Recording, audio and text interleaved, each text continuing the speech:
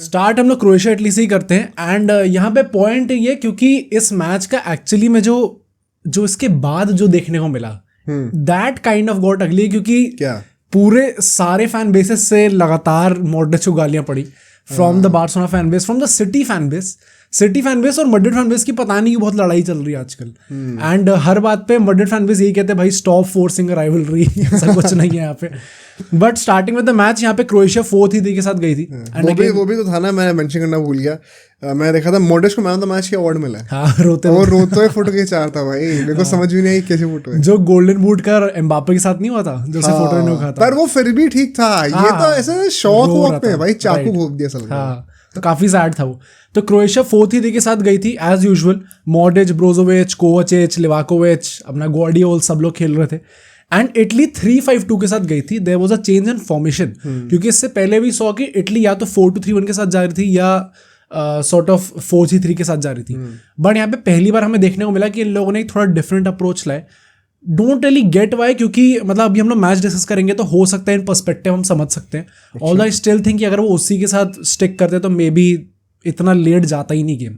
But now coming to the first half, यहाँ पे starting से हम देखते हैं क्रोएशिया के बहुत ही ज़्यादा हैवी पोजीशन होता है एंड स्टार्ट काफ़ी अच्छी भी करी थी क्रोएशिया ने इन दिस कैंपेन, जहाँ पे हमने देखा कि क्रोएशिया काफ़ी लैग कर रही है against all the big teams. हमने देखा है क्रोएशिया इज दैट टीम जो कि लग रहा है कि ये जल्दी इनफैक्ट बाहर हो भी गया, मतलब वो थर्ड प्लेस के साथ भी उनका चांस नहीं है अब। तो आई थिंक कंफर्म हो गया। हाँ हो गया। बाकी थर्ड टीम्स कौन कौन जा सकती हैं उनका कंफर्म नहीं है, but Croatia is out of the equation क्योंकि 2 ही पॉइंट ले पाई है टोटल में। तो आई थिंक क्रोएशिया का देख के थोड़ा सैड है एकदम से डाउनफॉल, बट आई थिंक कहीं ना कहीं ये आना ही था because of the ageing superstars now. Point वही है कि अभी 2 साल पहले की बात है, 2 साल भी नहीं हुए, इनफैक्ट 1.5 साल हुआ है वर्ल्ड कप का, जब वर्ल्ड कप में ये लोग खेले थे, सेमीज तक पहुंचे थे एंड तब भी ये डिबेट थी कि शायद 2018 में इनका एक पीक आ गया था एंड फिर वो नेशंस लीग में 1-2 साल हमें देखने को मिला।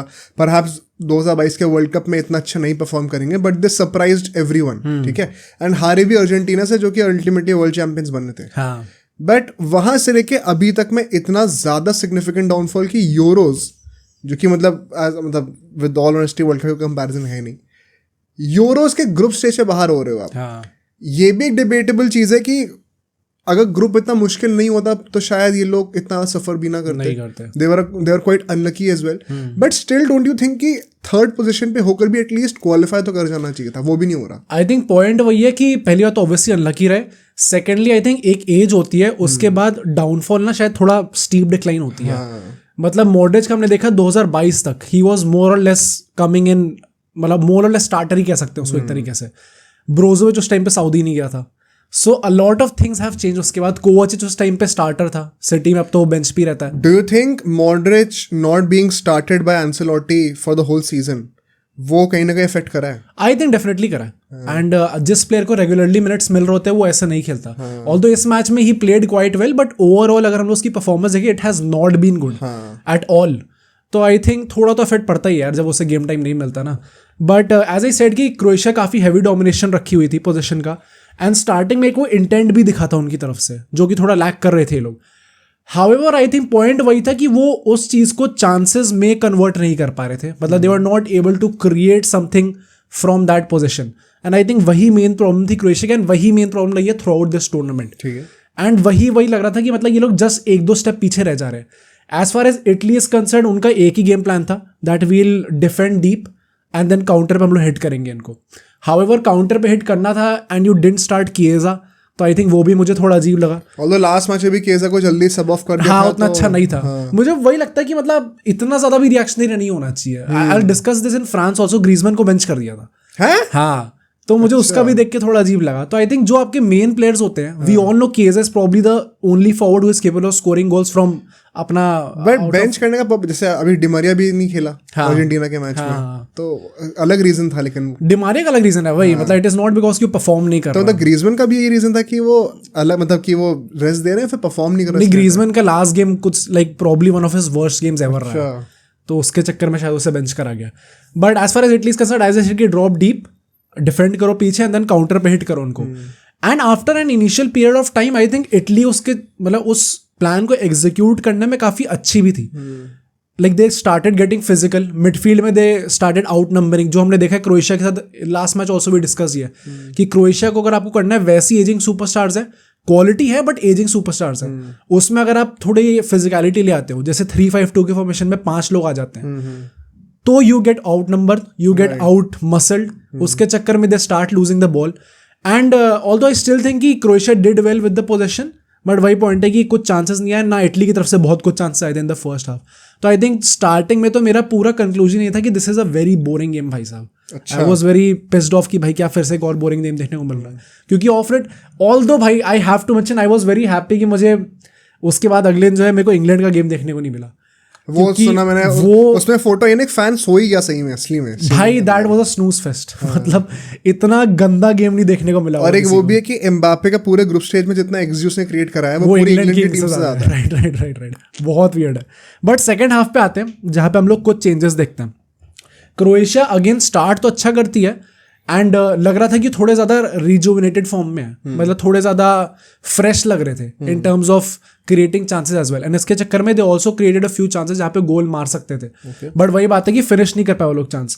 एंड मॉड्रिच की भी आई think in the second half performance थोड़ी और अप हो गई थी, मतलब थोड़ी और ज़्यादा जान डाल के खेल रहा था, because qualification was on the line. अगर वो ड्रॉ भी होता तो भी लोग बाहर होते, हारते तो बाहर होते ही होते. They needed a win. And उसके चक्कर में हम लोग देखते हैं कि उन्हें पेनल्टी मिलती है एंड यहाँ से ड्रामा स्टार्ट होता है. पेनल्टी मिलती है जब एक हैंडबॉल हो जाता है उनका, क्या कहते हैं, बहुत अपैरेंट है. हाँ मतलब बहुत इजी हैंडबॉल था. आई वाज सरप्राइज कि तुरंत क्यों नहीं दी गई, वो बाद में दी गई थी. तो वो हैंडबॉल होता है एंड मॉड्रिच आता है पेनल्टी लेने एंड वो मिस कर देता है penalty. And was it a convincing penalty दो? आई थिंक पेनल्टी तो कन्विंसिंग थी क्योंकि वो एकदम टॉप राइट कॉर्नर में थी, सॉरी बॉटम राइट कॉर्नर में थी. तो आई थिंक वो I don't even think if it was exactly नहीं कॉर्नर में तो थी वो, तो मैं देखा था बाद में रिप्ले में. But it is Donnarumma had a great game and I think हाँ मतलब इटली के हिसाब से तो he has been having good games, but PSG के साथ हाँ बहुत गंदा रहा पीएसजी की तरफ से. But I think he did well saving that penalty. And usually you see कि जब पेनल्टी हो जाती है उसी प्ले के अंदर आई थिंक कुछ 30 सेकंड के अंदर ही अल्टीमेटली गोल आता है जो कि मॉड्रिच ही मारता है. एंड वो same he passage of play था, वो लोग बॉल क्लियर करते हैं, क्रोएशिया वापस पोजीशन लेती है, देन वो एक क्रॉस डालते हैं, फिर उनका जो स्ट्राइकर था वो बॉल मारता है बट अगेन डोनारुमा सेव कर लेता है. एंड देन रिबाउंड पे मॉड्रिच के पास बॉल आती है और वो गोल मार देता है. सो आई थिंक काफी roller coaster of emotions for all the Croatian fans. वो लेट के ऐसे आंखें पकड़ ली थी उसने. हाँ राइट. तो आई थिंक मतलब अच्छा था, बट वही है कि मतलब आपने पेनल्टी मिस कर दिया end of let it has become a thing भाई मॉड्रिच के साथ. उसने अभी सिटी के अगेंस्ट भी पेनल्टी मिस करी थी. तो एकदम से थोड़ा अजीब लगा कि एकदम से इतना गंदा कैसे हो गया पेनल्टीज में, बट ठीक है वॉट एवर इट इज.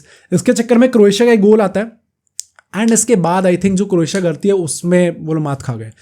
इसका ये लोग थोड़ा एक सेफ अप्रोच लेके आते हैं जहाँ पे लोग मॉड्रिच ब्रोजोविच इन सबको सब आउट कर देते हैं एंड थोड़े डिफेंसिव मिडफील्डर्स लाते हैं. ऑल्दो कोई ब्लेम नहीं कर सकता मुझे लगता है इसमें, लॉजिकल थिंग वही थी. आई थिंक नहीं कर सकते, बट उसके बाद इटली ने जो अप्रोच चेंज करी है अपनी, मतलब इटली का तो ऐसा है कि मतलब we should be asking the manager, जो स्पेलेटिन का मैनेजर है, कि अगर ऐसे खिला सकते थे एक्चुअली में तो पहले क्यों नहीं खिला रहे थे. आई थिंक ये मॉड्रिच का गोल 60th मिनट के आसपास हाँ, था. हाँ तो काफी टाइम बचा हुआ था. वही तो मतलब आई वाज सरप्राइज कि मतलब फिर से मॉड्रिच को आपने पहले ही सब्स्टिट्यूट कर दिया एंड एकदम ही डिफेंसिव अप्रोच में ले गए, जबकि आपका second half as I said start अच्छा हुआ था एंड पोजीशन भी डोमिनेट कर रहे थे, तो कंट्रोल में यही लोग थे. बेचारे का लास्ट यूरो मैच हो सकता है अब तो है ही, मतलब I think it is confirmed only. But इसके बाद वी सॉ कि इटली ने एकदम प्रोन चेंज करी and they starting putting out forwards, Chiesa वगैरह भी सब लोग बाहर आ गए थे. एंड उसके बाद जो उन लोगों ने गेम पलटा है भाई साहब, मतलब जिस लेवल का उन लोगों ने डोमिनेशन किया है. फर्स्ट हाफ में क्रोएशिया का पोजेशन लेट मी चेक कितना था, 58% पोजेशन था. सेकेंड हाफ में up till this point Croatia का अराउंड 60% था एंड इटली ने एंड कराया मैच सेकेंड हाफ में 67 पोजेशन के साथ. मतलब वो 40 मिनट लोगों ने इतना मेकअप कर लिया उस चीज के लेके एंड इतना ज्यादा डोमिनेट करा, इस हद तक डोमिनेट करा कि इतने ज्यादा चेंज हो गए स्टैट्स. शॉट्स में भी इटली ने 7 शॉट लिए थे, क्रोएशिया ने 4 ही शॉट लिए थे. तो आई थिंक जो पलटा उन लोगों ने, and we should be asking कि भाई अगर इतना अच्छा खेल सकती है इटली तो क्यों नहीं खेल रही थी इससे पहले. मे बी इज जस्ट कि वो एड्रेनलिन रश होता है, इतने सारे प्लेयर्स आपने भेज दिया आ गया, फिर वो इस लेवल का डोमिनेट कर रहे हैं. एंड जो गोल आया वो भी थोड़ा कॉन्ट्रोवर्शियल इसलिए क्योंकि इन लोगों ने 8 मिनट का एक्स्ट्रा टाइम दिया. एकदम डाइंग मोमेंट्स पे नहीं आया, बट 8 मिनट का कुछ ऐसा कुछ हुआ ही नहीं था गेम में. मतलब ना किसी को कुछ इंजरी हुई, ना ऐसा कुछ किसी ने टाइम वेस्ट करा. तो it was kind of surprising कि 8 मिनट का एक्स्ट्रा टाइम. आई थिंक वो वीआर में जो चेक हुआ है फिर गोल मारने के बाद सेलिब्रेशंस हुए हैं, हाँ परहैप्स एक वो एक्सप्लेनेशन हो सकती है। हो सकता है, बट वो गोल भी मतलब literally last kick off the game था। एंड उसमें आई हैव टू मेंशन कैलाफियोरी, जो पीछे से आके बॉल निकालता है, जो रन बनाई थी उसने, दैट वाज ग्रेट। एंड जो उसने बॉल डाली थी, आई स्टिल थॉट कि भाई दिस गाय, नाम क्या था इसका, Zaccagni, I thought he will take a touch or two, उसके बाद वो जाके ट्राई करेगा। उससे लेजिट फर्स्ट टाइम पे कर्ल कहाँ से मार दी भाई? हाँ, वो टॉप कॉर्नर गई है। तो भाई great stuff from that guy. And इसके चक्कर में इटली क्वालिफाई कर जाती है and Croatia sadly out of this Euro. And Modric का लास्ट यूरो था, तो I think it is sad for all the Madrid fans and Modric fans as well, but it is what it is भाई, he is a legend regardless. Italy के लिए has this been surprising given कि last team कैसा perform किया था? I think so. Italy is obviously not the same team जो पहले थी उस टाइम पे। काफी जो प्लेयर्स थे उस टाइम पे, even Bonucci, Chiellini, they had a great time उस टाइम पे, यूरोस के टाइम पे। इस टाइम पे they are not obviously there. तो आई थिंक मैनेजर भी चेंज हुआ है। तो आई थिंक इन जनरल काफी चेंजेस हुए इटली में, and obviously they have not been that convincing as of now, but still मतलब भाई कुछ टीम्स होती हैं जो ग्रो करती है कंपटीशन के अंदर, मतलब they might not start well but धीरे धीरे ग्रो करेंगी। राइट। एंड इटली जो है वो भी वो दूसरे साइड ऑफ द ब्रैकेट में है, उनको मतलब इजी टीम्स ही मिलेंगी। तो आई डोंट थिंक इतनी कुछ मुश्किल होनी चाहिए उनको। इंग्लैंड है ऑल दोस ब्रैकेट में, तो एक ही अच्छी टीम और है। इंग्लैंड भी क्या अच्छी है, लेकिन हाँ मतलब इंग्लैंड भी एक्चुअली में अच्छी है नहीं। एंड इटली का तो शायद कंफर्म भी हो गया है कि किसके, इटली का स्विट्जरलैंड से मैच होने वाला है, राइट। अच्छा अच्छा। एंड इटली और इंग्लैंड सेम ब्रैकेट में आएंगे, तो स्विट्जरलैंड वैसे हल्के में नहीं ले सकते, नहीं ले सकते भाई, नहीं ले सकते। तो इटली और इंग्लैंड का most probably, if things go right for them, most probably quarter final हम देखने को मिल सकता है। So that would be nice. अब सोचो अगर एक क्लिप इतनी बढ़िया थी तो पूरा का पूरा पॉडकास्ट कितना बढ़िया होगा। तो अगर आपको इसी क्लिप का पूरा पॉडकास्ट देखना है तो यहाँ पे क्लिक करिए, और अगर आपको ऐसे ही और क्लिप्स बिंज वॉच करनी है तो यहाँ पे क्लिक करिए।